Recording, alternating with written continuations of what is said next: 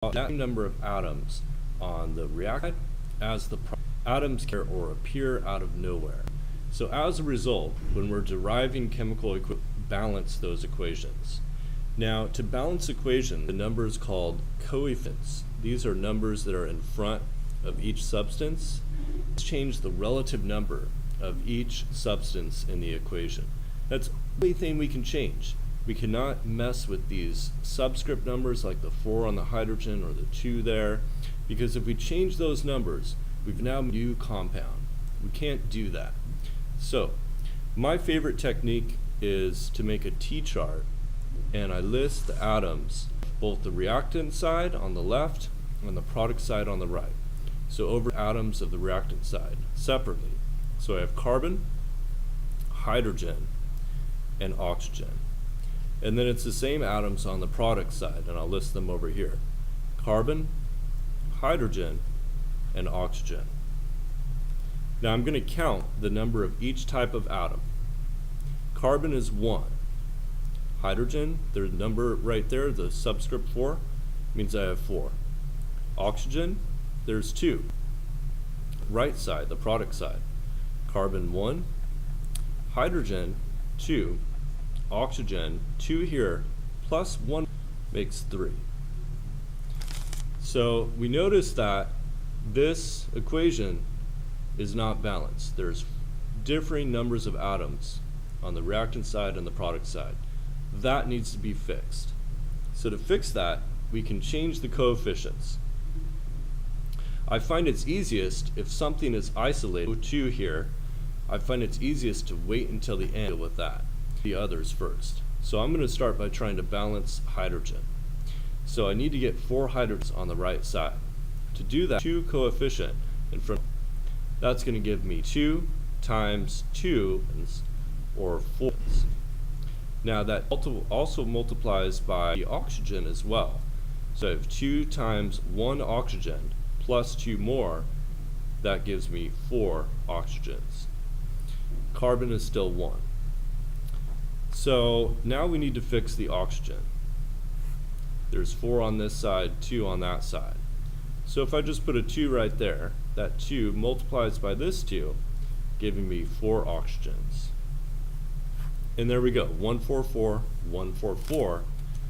And so the balanced equation is shown here with these coefficients, a 2 there and a 2 right there, and these are 1s. Let's try this next example. This is aluminum reacting with oxygen gas to make aluminum oxide. Oh, and by the way, these things in parentheses, the S, the G, the S there, that's the state of matter. It doesn't really come into play when we're balancing equations, but it is a necessary thing to put into reactions for other reasons. But for our purposes right now, we can basically ignore that. I'm going to make a T-chart again for this. So I have aluminum and oxygen, aluminum and oxygen. Aluminum is 1, oxygen is 2, aluminum here is 2, oxygen is 3. Now, oxygen on this side is 2, oxygen on this side is 3. The least common multiple for 2 and 3 is 6. So we know we're going to need to get 6 oxygens. We could do that by multiplying this one by 3. 3 times 2 would be 6. And this one times 2. 2 times 3 oxygens here gives us 6. But that 2 goes for this entire compound. So it also multiplies by the 2 aluminums. 2 times 2 is 4. So now we need to fix the aluminum. We can put a 4 coefficient over here in front of that aluminum, and there we go. 4, 6, 4, 6, and we have a balanced equation. Now, sometimes we'll deal with polyatomic ions as well. So when we have polyatomic ions in equations, it's often easier to treat those polyatomic ions as a group. For instance, in this reaction here, there's the polyatomic ion sulfate, and we also have hydroxide, OH. So sulfate, and let me use a different color. hydroxide. Notice that sulfate stays the same. So does hydroxide. It doesn't change between reactants and products. Since they are grouped together as ions, it's often easier to keep them in groups than separate them out into different atoms. So let's look at this example. Now that's not an absolute.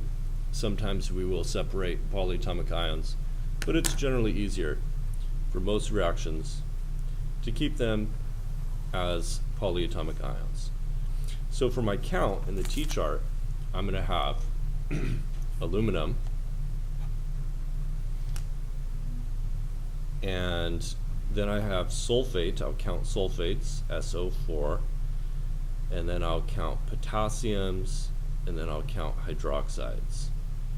So I like to list them in the same order on the product side to make things a little easier. So aluminum, sulfate, potassium, and hydroxide. So now we can count them.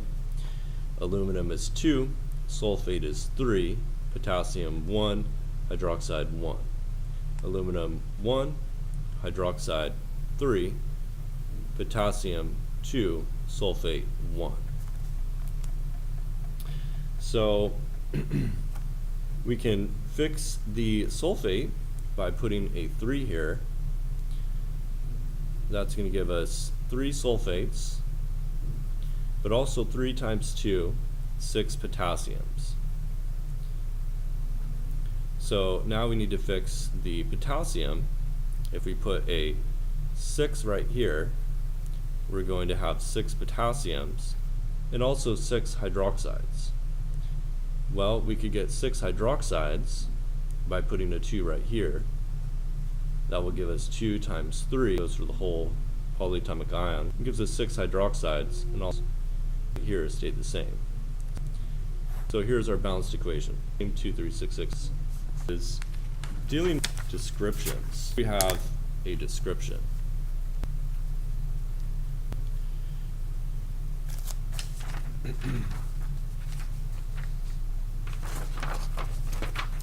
So we're going to balance word equations, these can be called, which is essentially a description of a reaction using names of the compound.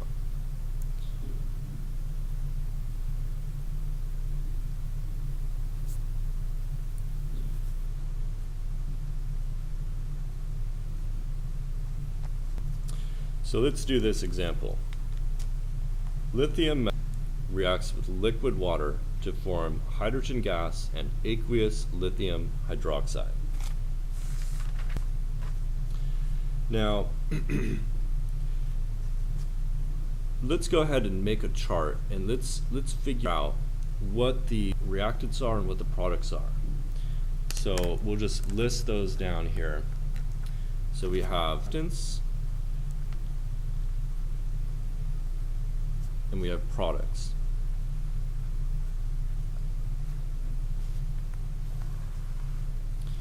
So lithium metal reacts with liquid water to form hydrogen gas. See this "to form" right there? That would be essentially the arrow. That's the point where it's saying the reaction takes place. So on the left side of the "to form," we have the 2 reactants, lithium metal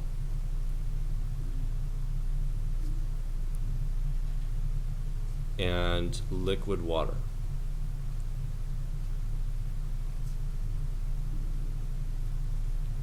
Then on the right side of that, we see the products, hydrogen gas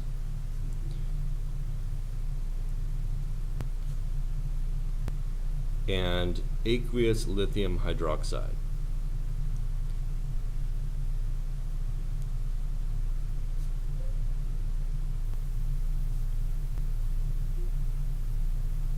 Aqueous, by the way, means that it's dissolved in solution in water.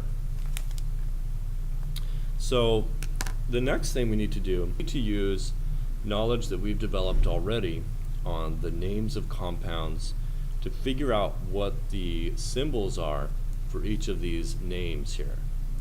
Now lithium metal, that one's pretty easy. Lithium is just an element. So we just need to look that one up here. and so it's Li. And it's metals, lithium is a solid at room temperature, so the state of matter would be a solid. Then liquid water would be H2O, and we put in parentheses it's a liquid, since the description said it's a liquid. Hydrogen gas.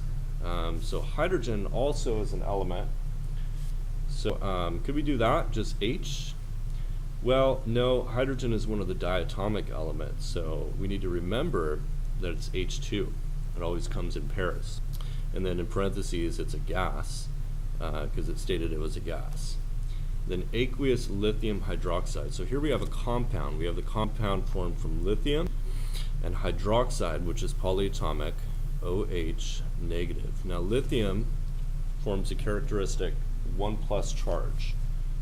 So we could use the crisscross method and figure out the formula of this compound, crisscross the charges around, and we would get LiOH. And it's aqueous, so we put in parentheses AU. So now that we know the symbols for each of these, the next we need to put it all together into a reaction. So we have, on the reactant side, lithium plus water makes, on the product side, hydrogen gas plus lithium hydroxide, which is aqueous. The last step is balance the equation. Count the number of atoms for each. Lithium. Now I'm going to do a trick here. I have a polyatomic ion hydroxide on this side, and water actually has that same polyatomic ion. If you think of water as HOH, there's a hydroxide in water. So I'm going to think of water in that way to make things a little easier here. So we have lithium, hydrogen, because I'm going by this one, and hydroxide. So again, on the product side, we have lithium, hydrogen, and hydroxide. Lithium, there's 1. Hydrogen, there's 1. Hydroxide, there's 1. Lithium over here, 1. Hydrogen, there's 2. Hydroxide, there's 1. So we need 2 hydrogens. We're going to need to put a 2 here, or a 2, it's the same thing, so either way, 2 there, 2 there. So that's going to give us on this side 2 hydrogens and 2 hydroxides. And we're also going to need now, we're going to need more hydroxide, so we can put a 2 there. Gives us 2 hydroxides, and now we can just fix the lithium with 2 lithiums. 2, 2, 2, 2, 2, 2. And so here's our balanced equation.